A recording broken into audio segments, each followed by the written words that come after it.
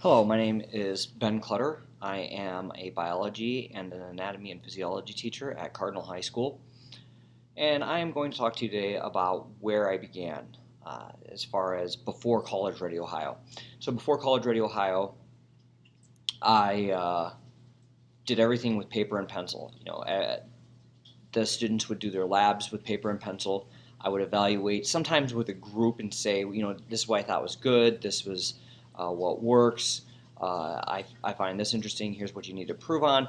But that was the fastest feedback I got to the students. Generally speaking, I would collect the material, and it might be a week or two later, and I would return the labs back to them.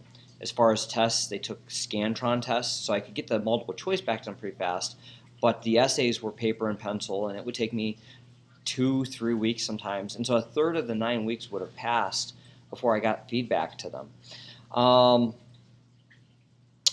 And then as far as technology I had integrated, I did have a degree in curriculum and instruction with integration of technology. So I did use a smartboard. I did keep a classroom website.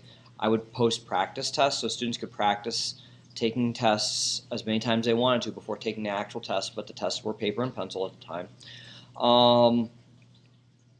And then I would post all the notes online.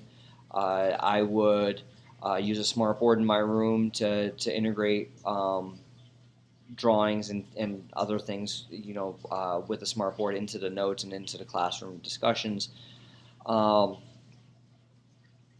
But I also did some web games.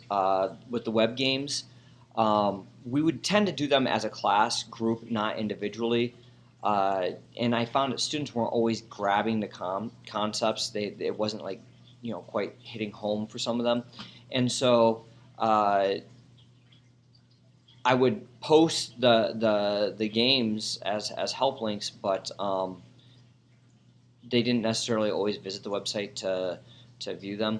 One thing that I did do a study on for one of my master's degrees was to see if there was a way to motivate students to visit those websites. And I found a few strategies that kind of worked, but overall, the biggest determining factor was intrinsic motivation, whether they wanted to go to the website and review the material.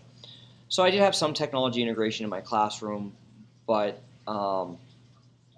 quite a bit of it was, paper, pencil, and feedback took, a couple weeks sometimes. And so that's where I began.